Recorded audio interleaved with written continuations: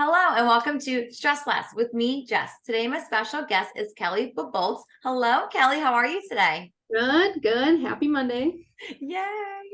I'm so excited to connect with you. We connected, like we were just talking before we got on here, many moons ago.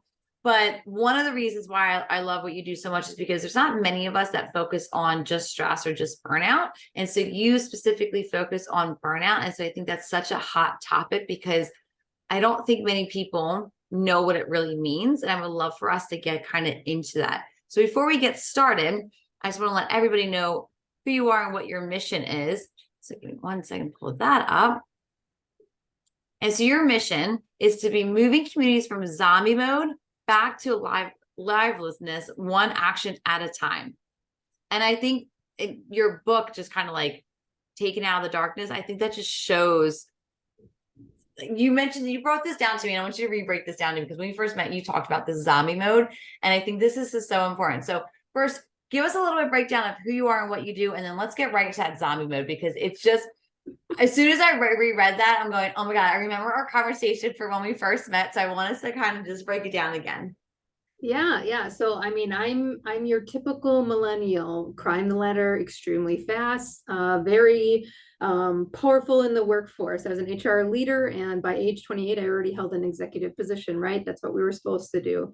And I got to the top and I began crashing, but I didn't realize I was crashing. I also was having children, so there were signs and symptoms and seeking modern medicine care. They chalk it up to mom mode. They chalk it up to getting older. And so I kept trucking on. Well, the conditions got more serious. I thankfully had most of the physical side, but there's a mental side of burnout. And so at age 35, at that point, I was 40 pounds down within a year. No working out, just pure digestive failure. I couldn't eat without throwing up or getting sick. I had extreme hair loss. It would come out in clumps, psoriasis all over my body, open wounds. Um, Extremely long menstrual cycles. I couldn't get out of bed most days, and I had 3 little kids and this executive job. Our oldest also had sensory processing disorder, so we were going to all those appointments. And I'm still getting misdirected by the modern medicine industry and still going to work, trucking through.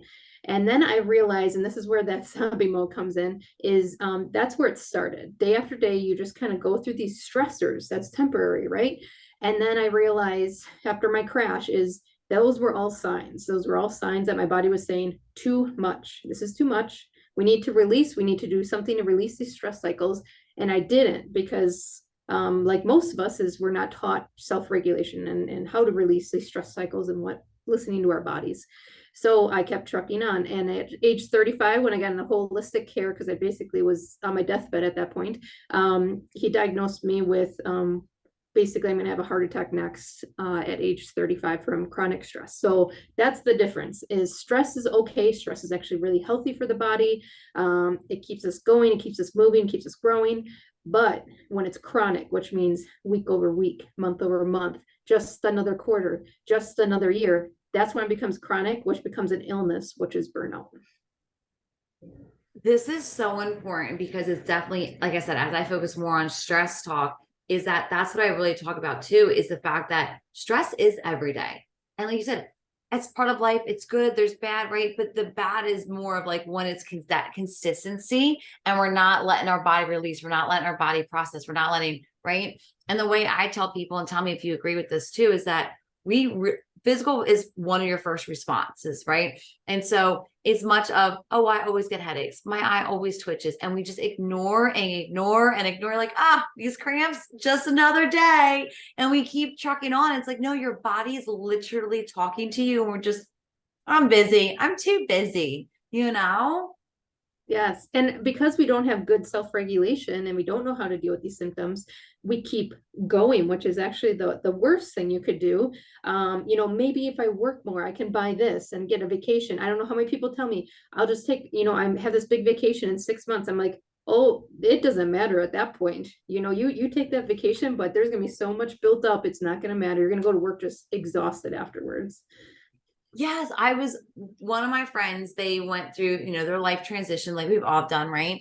And she had a Mexico trip planned. So she was just pushing through. And I said, you're going to burn yourself out. Like I know you went through life transition. You don't want to talk about it. You were doing the distraction piece. I hear you. I'm not judging you on that, but you have to listen to your body. It's going to break down.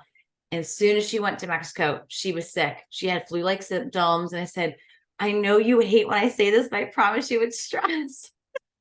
It is, and it's interesting, and it's actually kind of self-destructive because we think if we do certain things that it will relieve our stress, but you know, like me and you were talking about, is stress is actually a natural thing, and it will always be here. So you know, everyone's talking about the pandemic, and you know, this burnout research that I gathered during my recovery journey, it's been around for 50 years. So it's not new, it's not going to go away. And guess what? When the pandemic, we finally settle from that, there's going to be a political election or a natural disaster or something.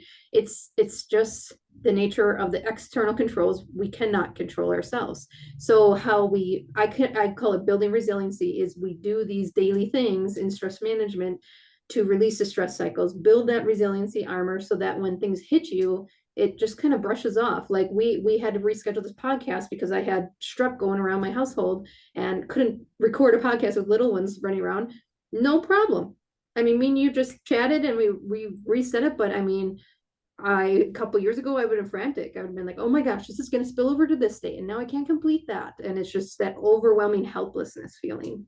I think Brene Brown says it best when she goes, the story I'm telling myself. And it's so true. I was just speaking briefly on burnout at last week to a group, and they were talking about like, oh, well, you know, but then I start telling myself this. I said, pause right there.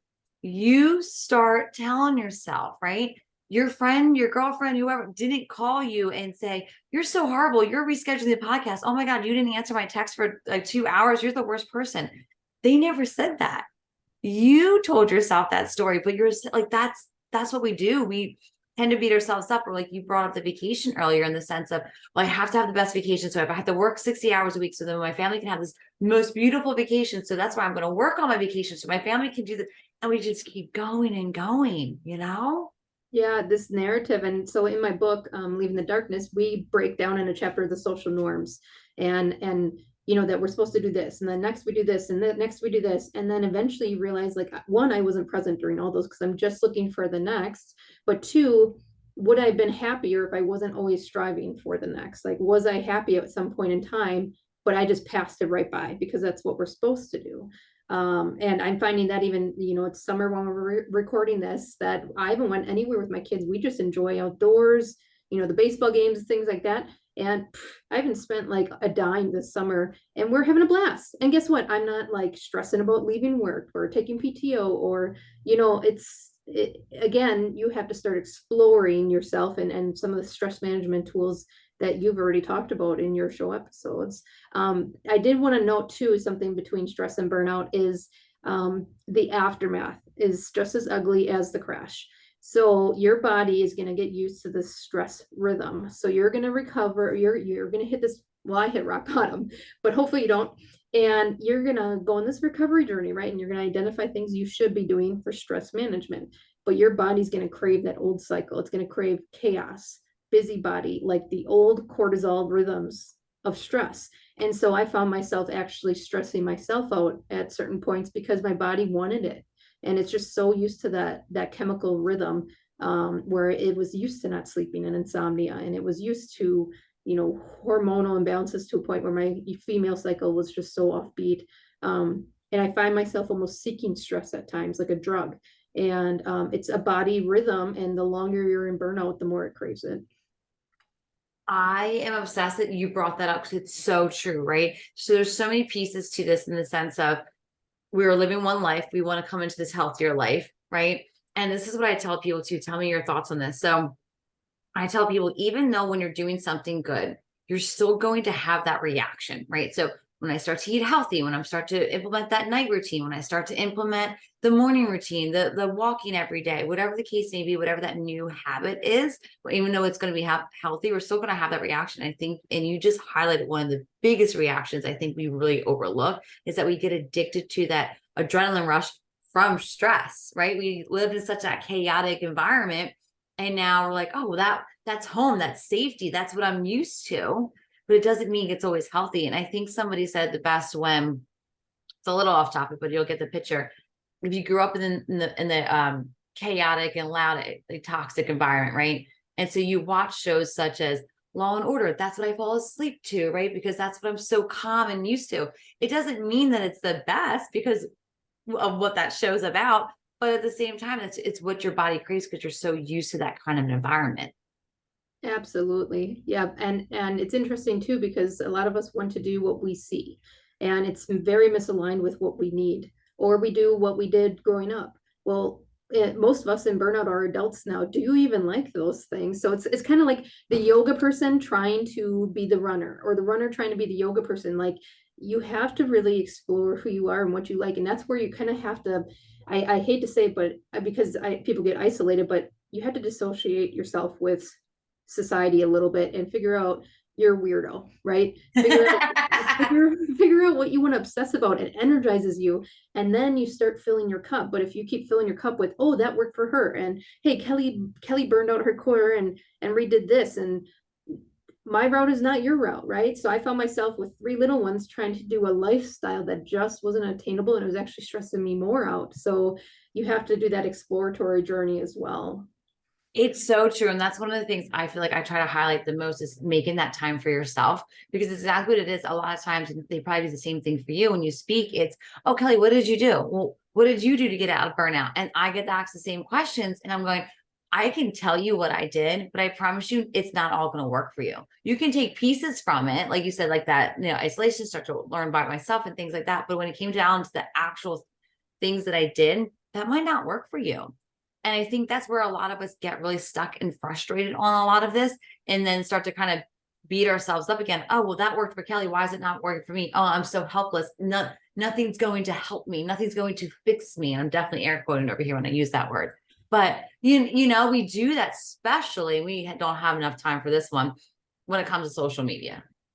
Right. We'll just have to bring you on for a different topic because we do I not. was gonna bring that up, and I gotta tell you this just because I just did it. It's so relevant. Is because of my business is on social media, I had the apps on and I couldn't control myself, so I removed the apps. Right, remove the trigger, the trigger is gonna happen. Remove the stimulus after, and so I found myself just futzing around with my calculator on my phone. I mean, that's how programmed we are, and the muscle memory of our bodies. I was like, yeah, let's just like see what this number divided by this number would be, because my thumbs just wanted to do something. I mean, eventually it ended, but it was very embarrassing. And now y'all know. So But you know what? That just shows how quick it is. How many times before you remove those apps, you literally picked up the phone to you have to email Jess. I can't do, go to the podcast today.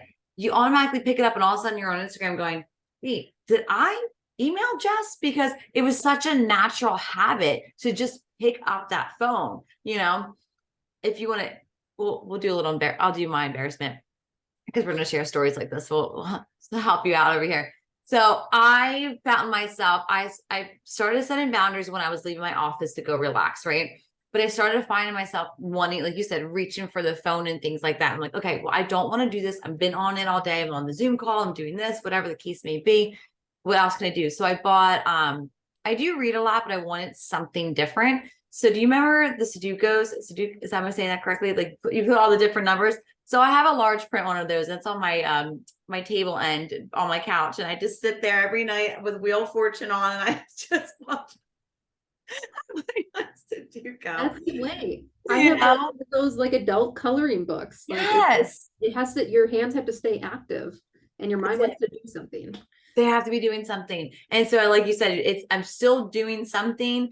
I'm still relaxing. But yeah, so it was funny. I went out and got one of those. So you and your calculator, me and Stuco, it's gonna be great. We're great out here. Yeah. And it's interesting because it's like the long-term effects of stress too is I feel guilty if I'm not doing something, like if I would just sit there. So I have gotten to a point where I can color, do word search or Sudoku. But it took a while because it seems like I'm not using my time wisely. I'm like a workaholic, your typical workaholic. So if I'm not producing something, what am I? But I also know it is extremely important so that I don't crash and burn anymore. And I work a lot. I mean, my main focus is the workforce. I work with associations, nonprofits, hospitality, manufacturing, all different industries, and I usually do it in groups. And so just hearing similar stories where, you know, everyone has their work email on, for example, on their phones.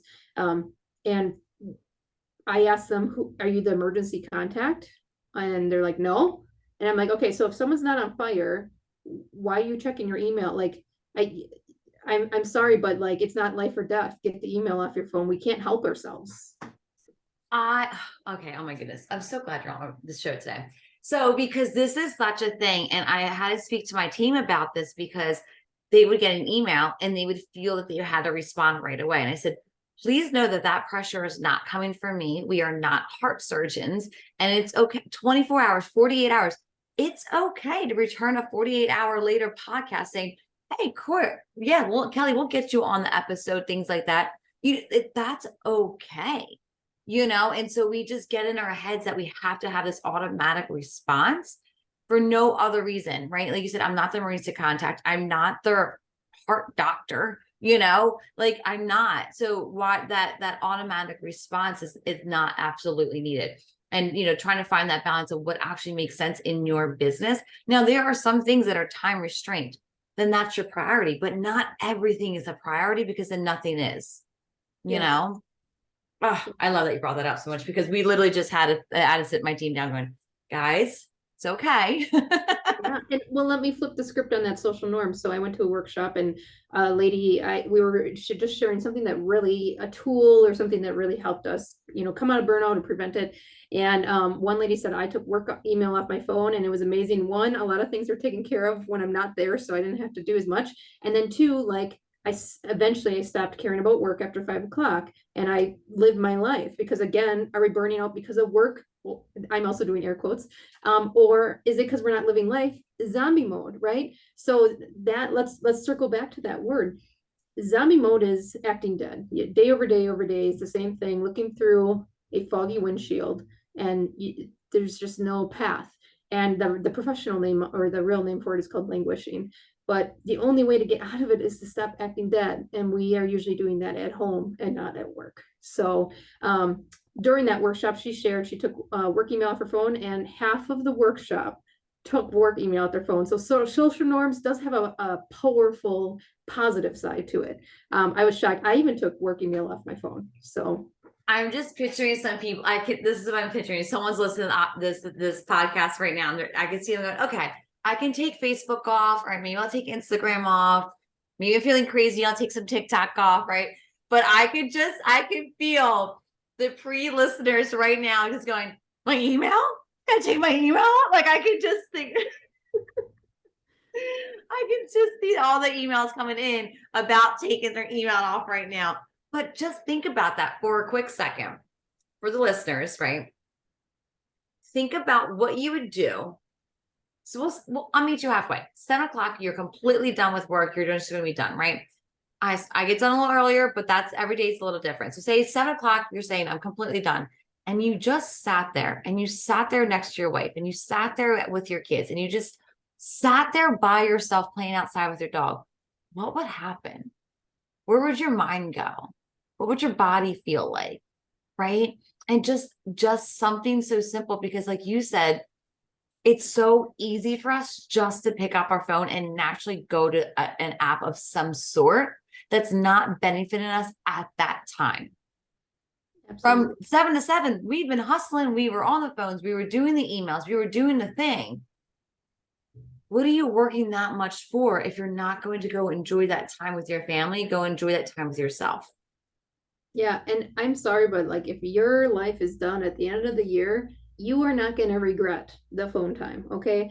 And I mean, there's people in my workshops that have lost children, they've lost spouses, and they said this is 100% basically grief management, because everything that they regret has to do with not useful things. They weren't present. They didn't take the time, take the opportunity. So I 100% agree with that. And then it's interesting too, because again, all these other factors go in, like these root cause things of productivity guilt, and I need to be doing this because I need to be this person because other people expect it of me. All these things start coming out. So it's a difficult journey. We're not going to make it easy, but it does start with just removing an app, and then you start this discovery in space. And in my workshops, I always joke because I lost my Netflix because the person I was borrowing it from changed their password. And the amount of time I got back, because that's the number one excuse I get in my workshops is we don't have time. And I said, I bet if your TV crashed and your phone died, you would find some time magically. I am a single mom of 3 little kids. I work a part-time job. I got my business, and I still find time for self-care because I turned off the distractions. But I mean, sometimes you had to be hardcore. I had to unplug the TV. I had to remove the apps. And I think that's where a lot of the struggle is it's finding that hardcore piece because it's hard. It is hard. And like you mentioned earlier, we go back to that comfortability, we go back to that chaos piece of our life. And so thinking about it, I think you mentioned it, I've seen it on your website, you talked about it in your book, and just in today, it's one thing. It's one thing at a time. We're not just, you didn't say get rid of every single TV in your house. You didn't say completely go back to flip phones. You didn't say any of that. And I want to make that very clear that you're just saying your distraction, my distraction are completely different. Your journey, my journey are completely different. But it's the one thing you can do. Just that one thing. Kelly, I just looked at the time, and again, oh my God, I'm having way too much fun with you right now. And I know we kind of just recapped, so maybe in your own words, what is the one thing you would recommend somebody to do for burnout right now? I would truly look outside of work, because it doesn't matter where you work, what employer, if you're outside of work is not balanced, no matter where you go, you're never going to be happy. So look at your outside of work. What could be removed so that you could add an energized activity, whether it's just presence, whether it's just being your kid, whether it's finding out a hobby. Most of us don't even have a hobby, right? So what could you remove so you can add something that's re-energizing, something that's a livelihood, right? Yeah. So that we can stop acting dead. For the listeners, they're writing all these notes down. They pulled over, they're like taking all these notes. They're like, oh my gosh, Kelly, give me more. What is the best way for somebody to contact you? Yeah, go to my website. So burnout is a lonely journey, and I wish it wasn't, because when I finally spoke out about it, I was silent. I was doing leadership coaching. Then finally people saw me looking healthy again. And they're like, what happened? And I said, I burnt out. And they're like, oh, me too. And I was like, what? The B word, like you too. And then when I start speaking about it, just hundreds of people come to these workshops, and I'm blown away at people's stories and how lonely that could be. So there's free resources, podcast episodes, some free self-growth workshops, blog. Grab that up. It's all free to, just like you said, take one step. That's all I want. My whole goal is to move our communities out of this zombie mode back to liveliness. And then certainly there's information on workshops, my coaching, and other materials out there along with my book. And I was about to say, it's just one more last question, because we briefly mentioned it. I wanted to make more time for it, but it's okay. Please mention your book. Please mention where we can grab your book, and maybe give a little snippet of what it's about. Yep. So the book is Leaving the Darkness, a proven and practical burnout guide. And it purely is walking through my recovery journey as well as the crash, unfortunately. And the factors we just talked about, we go through human behaviors and social norms and other medical routes to explore behaviors and habits, how to sustain those habits. And then we dive a little bit into identity loss. So it's kind of a guide. You could literally read it in a weekend, because I read so many books and you don't have energy. So it's straight to the point. It's very blunt. And you can grab it up on my website or straight from Amazon. Good old Amazon. Kelly, thank you so much for making the time out for today. Thank you for rescheduling. I know you have a lot on your hands. So I really appreciate you coming here today. Thank you.